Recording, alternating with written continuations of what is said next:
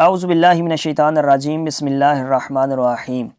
معجزات رسول صلی اللہ علیہ وآلہ وسلم۔ اللہ تبارک و تعالیٰ نے اپنے انبیاء علیہم السلام کو بہت زیادہ معجزات عطا کیے ہوئے تھے، جن کا تذکرہ قرآن مجید فرقان حمید میں آیا ہے۔ آئیے چند ایک پر نظر ڈالتے ہیں۔ ناظرین محترم، ایسا واقعہ جو بشری طاقت سے بالا تر ہو معجزہ کہلاتا ہے۔ اللہ تبارک و تعالیٰ کے برگزیدہ نبی حضرت داؤد علیہ السلام کے معجزات کا تذکرہ قرآن پاک کی سورہ سبا میں آیا ہے کہ حضرت داؤد علیہ السلام کے ساتھ پہاڑوں اور پرندوں کو بھی حکم دیا گیا کہ بار بار تسبیح کرو، اور ان کے واسطے لوہے کو نرم کر دیا کہ تم زرہیں بناؤ۔ ان کی سلطنت کو بڑی قوت اللہ رب العزت نے عطا کی۔ حضرت سلیمان علیہ السلام کے معجزات کا تذکرہ سورہ نمل میں آیا ہے۔ حضرت سلیمان علیہ السلام کو اللہ تعالیٰ نے پرندوں کی بولی سمجھنے کی تعلیم دی۔ وہ باقاعدہ پرندوں کی حاضری لیتے تھے۔ سامان سلطنت کے متعلق ہر قسم کی اشیاء فراہم کی گئیں۔ بہت بڑا لشکر جس میں نہ صرف انسان بلکہ جن اور پرندے بھی شامل تھے، اللہ تبارک و تعالیٰ نے عطا فرمایا۔ ہوا کو بھی ان کے لیے مسخر کر دیا، اور جو حضرت سلیمان علیہ السلام کے حکم پر چلتی تھی۔ حضرت سلیمان علیہ السلام کے ایک درباری نے پلک چپکنے سے پہلے ہزاروں میل دور سے ملکہ بلقیس کا تخت لا کر حاضر کر دیا تھا۔ حضرت ایوب علیہ السلام کو قرآن مجید فرقان حمید میں نعم العبد یعنی بہت اچھا بندہ قرار دیا گیا۔ سورہ انبیاء اور سورہ صاد میں تذکرہ ہے کہ جب ایوب علیہ السلام نے اپنے رب کو پکارا کہ مجھے بیماری لگ گئی ہے اور تو ارحم الراحمین ہے، تو اللہ تبارک و تعالیٰ نے ان کی دعا کو قبول فرمایا، اور اللہ نے حکم دیا کہ اپنے پاؤں کو زمین پر مارو۔ یہ ٹھنڈا پانی موجود ہے نہانے کو اور پینے کو، یعنی اللہ تبارک و تعالیٰ نے زمین پر پاؤں مارتے ہی ایک چشمہ جاری کر دیا، جس میں یہ خاصیت تھی کہ غسل کرنے اور پینے سے بیماری دور ہو گئی۔ حضرت صالح علیہ السلام کی نافرمان قوم سمود نے جب معجزہ طلب کیا تو حضرت صالح علیہ السلام نے اللہ کے حکم سے پہاڑ پر اپنی چھڑی مبارک ماری تو اونٹنی برآمد ہو گئی۔ یہ اونٹنی کوئی عام اونٹنی نہیں تھی۔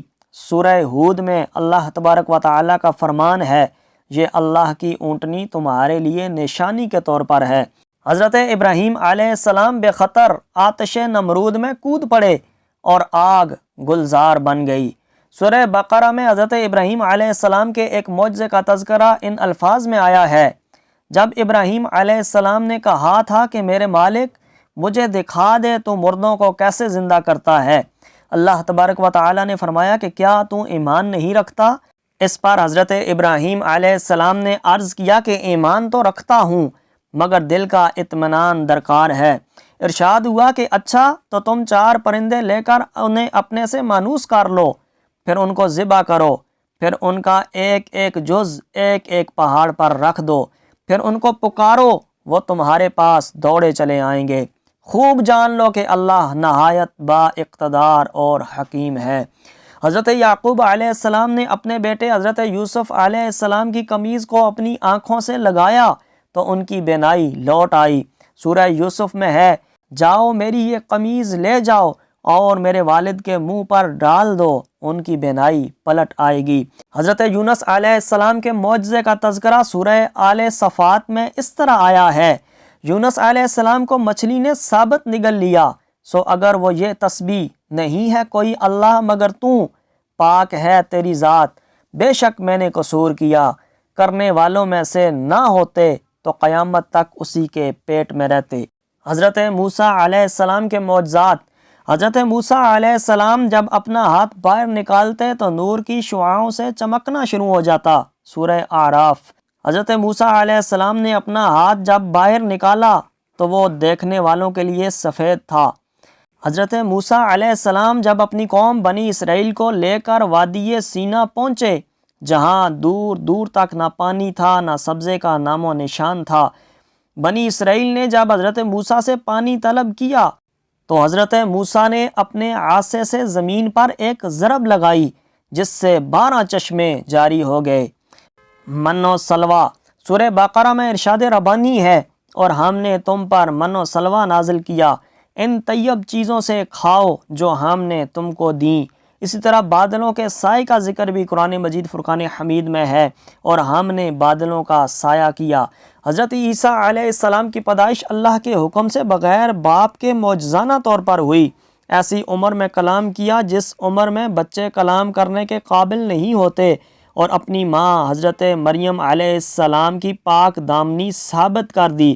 حضرت عیسیٰ علیہ السلام کے دور میں طب یونانی اور جادوگری عروج پر تھی، اس لیے طب کے حوالے سے بہت سارے معجزات اللہ رب العزت نے عطا فرمائے۔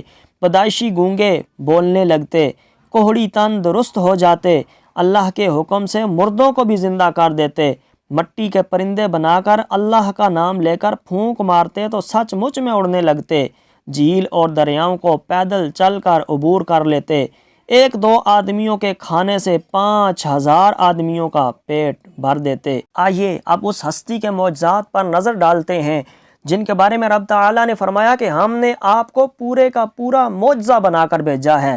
شق القمر کا واقعہ، یہ معجزہ ہجرت سے 5 سال قبل مینا کے میدان میں ظہور پذیر ہوا۔ سورہ قمر میں اس معجزے کا تذکرہ ان الفاظ میں آیا ہے جس کا ترجمہ کچھ یوں ہے کہ قیامت قریب آ گئی اور چاند 2 ٹکڑے ہو گیا۔ اگر کوئی نشانی دیکھتے ہیں تو منہ پھیر لیتے ہیں اور کہنے لگتے ہیں یہ تو بہت بڑا جادو ہے۔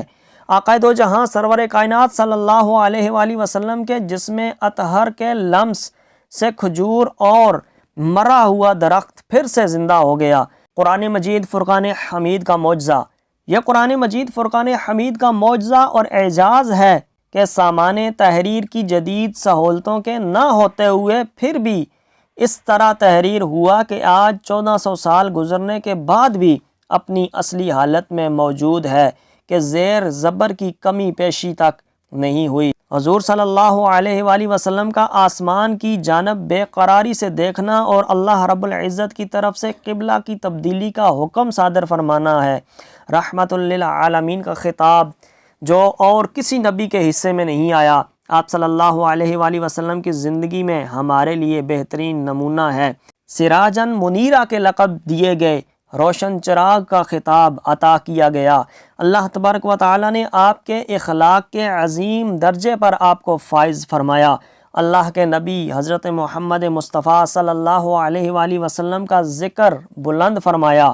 امتیازی معجزہ واقعہ معراج، یہ کسی اور نبی کو حاصل نہیں ہوا۔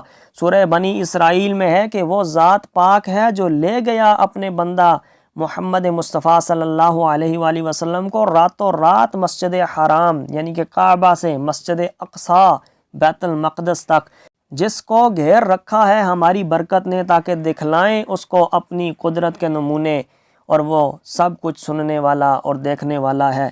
یہ واقعہ معراج کا بیان جو کہ حضور پاک صلی اللہ علیہ وآلہ وسلم کا ایک خصوصی اعزاز اور امتیازی معجزہ ہے۔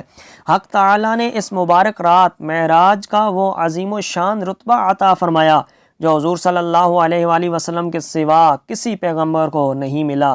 سورہ انفال میں ہے کہ اور جب آپ صلی اللہ علیہ وآلہ وسلم نے ان کی طرف یعنی کہ کفار کی طرف کنکریاں پھینکیں تو وہ آپ صلی اللہ علیہ وآلہ وسلم نے نہیں پھینکی بلکہ خود اللہ تبارک و تعالی نے پھینکی۔ اسی طرح سورہ انفال اور سورہ توبہ میں جنگ میں فرشتوں کے لشکروں سے اللہ تبارک و تعالی کی امداد کا تذکرہ بھی ہے۔ سورہ توبہ میں ہے اور تمہاری مدد کو فرشتوں کے لشکر جو تمہیں نظر نہیں آتے تھے آسمان سے اتارے اور کافروں کو عذاب دیا، اور کفر کرنے والوں کی یہی سزا ہے۔ عطائے کوثر، یہ اعزاز بھی صرف آقا دو جہاں سرور کونین صلی اللہ علیہ وآلہ وسلم کو حاصل ہے کہ سورہ کوثر میں ارشاد باری تعالی ہے، ہم نے آپ کو کوثر عطا کی۔ خاتم النبیین یعنی آپ صلی اللہ علیہ وآلہ وسلم پر کمالات نبوت ختم ہے۔ نبوت کا وہ سلسلہ جو حضرت آدم علیہ السلام سے شروع ہوا آپ صلی اللہ علیہ وآلہ وسلم پر ختم ہوا۔ آپ صلی اللہ علیہ وآلہ وسلم کے بعد کوئی نبی نہیں آئے گا۔ سورہ احزاب میں ارشاد ربانی ہے جس کا ترجمہ کچھ یوں ہے کہ محمد صلی اللہ علیہ وآلہ وسلم تمہارے مردوں میں سے کسی کے والد نہیں ہیں بلکہ خدا کے پیغمبروں اور نبیوں کی نبوت کی مہر یعنی اس کو ختم کر دینے والے ہیں۔ خدا ہر چیز سے واقف ہے۔ مکمل سوانح حیات، سابقہ انبیاء اکرام علیہ السلام کے حالات زندگی ہم تک جامعہ ذرائع سے نہیں پہنچے لیکن نبی کریم رؤوف الرحیم صلی اللہ علیہ وآلہ وسلم وہ مقدس اور برگزیدہ ہستی ہیں جن کی زندگی کا ہر لمحہ اور فعل حدیث نبوی صلی اللہ علیہ وآلہ وسلم اور سنت نبوی صلی اللہ علیہ وآلہ وسلم کی صورت میں احاطہ تحریر میں لایا گیا ہے، جو اب تک محفوظ ہیں۔ یہ معجزہ بھی آپ صلی اللہ علیہ وآلہ وسلم کے ساتھ خاص ہے کہ دنیا کا کوئی حصہ ایسا نہیں جہاں سرور کونین صلی اللہ علیہ وآلہ وسلم کی امت ہر وقت آپ صلی اللہ علیہ وآلہ وسلم سے محبت کا اظہار درود شریف کی صورت میں نہ کرتی ہو۔ اللہ تبارک و تعالی ہمیں اسوائے حسنہ پر چلنے اور درود شریف پڑھنے کی توفیق عطا فرمائے تاکہ ہماری دین اور دنیا دونوں سنور جائیں۔ آمین ثم آمین۔